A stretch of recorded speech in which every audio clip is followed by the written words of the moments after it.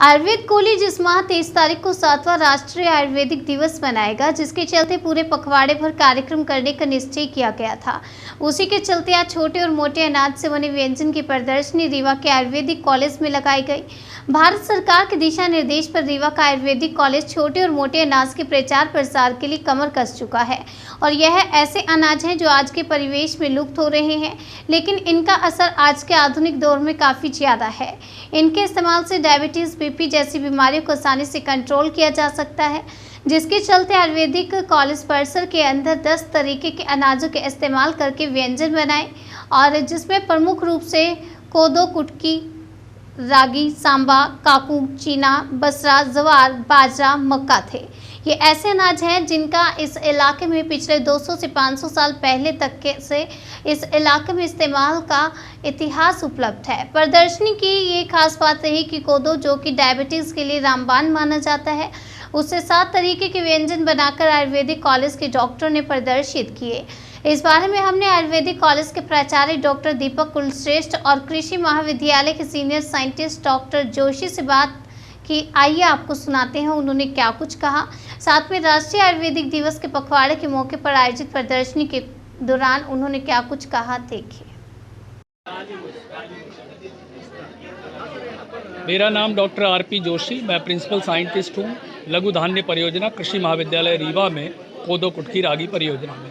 आज यहाँ आयुर्वेद कॉलेज में 7वें राष्ट्रीय आयुर्वेद दिवस समारोह के अवसर पर बहुत अच्छा कार्यक्रम समय की मांग को देखते हुए किया गया है। इसमें जो हमारे लघु धान्य हैं, जो यहाँ मैं देख पा रहा हूँ, उनमें 7 लघु धान्य फसलों के और 3 प्रमुख धान्य माने 10 धान्यों के व्यंजन बनाए गए हैं, जिनमें प्रमुख रूप से लघु धान्य में कोदो, कुटकी, रागी, सांवा, काकून, चीना और बसारा हैं।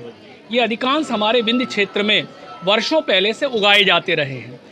यहाँ तक कि 200 से 500 वर्ष पहले भी यहाँ पे प्रचुर मात्रा में उगाए जाते थे और अभी हम जब गांव में दौरे में जाते तो वहाँ लोगों के पास संग्रहित हैं और वो इसके विभिन्न पकवान बनाते थे, लाटा वगैरह में इसको मिलाते थे।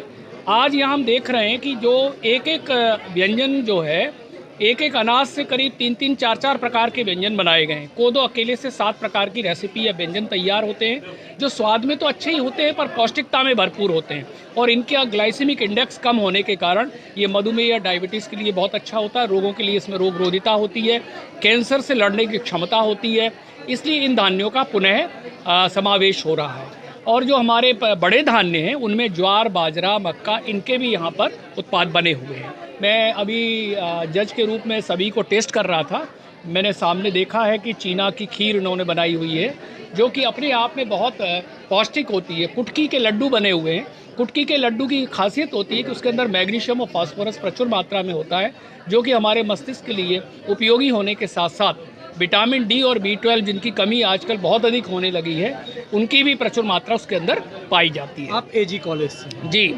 ये तमाम जितने अभी आपने नाम लिए, जी जी, किसान अब बो नहीं रहा है, जी हाँ, तो इसको हम कैसे प्रमोट करेंगे? देखिएगा, कृषि महाविद्यालय में इन सभी 7 धान्यों की फसलें अभी खड़ी हुई हैं, जिसमें कोदो यानी कोदो मिलेट है, कुटकी यानी लिटिल मिलेट है, रागी यानी फिंगर मिलेट है और काकून यानी फॉक्सटेल मिलेट है, सामा यानी बार्नयार्ड मिलेट है और चीना माने प्रोसो मिलेट है और बसारा माने ब्राउन टॉप मिलेट है।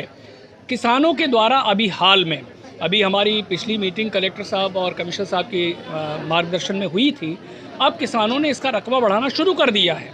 लेकिन हमारा जो राजस्व रिकॉर्ड है उसके अंदर जब ये आएंगी तभी घोषित तौर पर उनका रकबा माना जाएगा। पर किसान मिलेट मिशन योजना के अंतर्गत इसका बीज प्राप्त कर रहे हैं, बीजोत्पादन कार्यक्रम भी हो रहा है। अकेले कृषि महाविद्यालय रीवा द्वारा अभी हाल में कुल तो यहाँ से 13 किस्में विकसित हुई जो राष्ट्रीय और अंतर्राष्ट्रीय स्तर पर उगाई जा रही है, वो विंध्य क्षेत्र के कृषि महाविद्यालय रीवा से विकसित हुई। अभी मेरे द्वारा स्वयं पिछले कुछ वर्षों में ही 5-6 वर्षों में 2 किस्में कोदो की और 1 किस्म कुटकी की विकसित की गई है, जो पूरे देश में जिसका रकबा हुआ है और किसान उसको ले रहे हैं, इसलिए प्रोत्साहन दिया जा रहा है। इस वर्ष हम लोग 7वां राष्ट्रीय आयुर्वेद दिवस मनाने जा रहे हैं, जो कि 23 तारीख को है, धनतेरस के दिन मनाया जाता है। उसी उपलक्ष्य में पूरे महीने भर भारत सरकार से हमें कार्यक्रम प्राप्त हुए। उसी श्रृंखला के अंतर्गत आज जो कार्यक्रम आयोजित किया गया है वो है छोटे और मोटे अनाजों को प्रमोट करना। उनके द्वारा विभिन्न प्रकार की रेसिपीज़ हमारे बच्चों ने व्यंजन जिनको बोलते हैं, वो हमारे बच्चों ने, स्टूडेंट्स ने बनाए हैं और उनको हम लोग प्रदर्शित कर रहे हैं, जिनका कि महत्व बहुत ज़्यादा है। उसमें विटामिन्स, मिनरल्स, माइक्रोन्यूट्रिएंट्स प्रचुर मात्रा में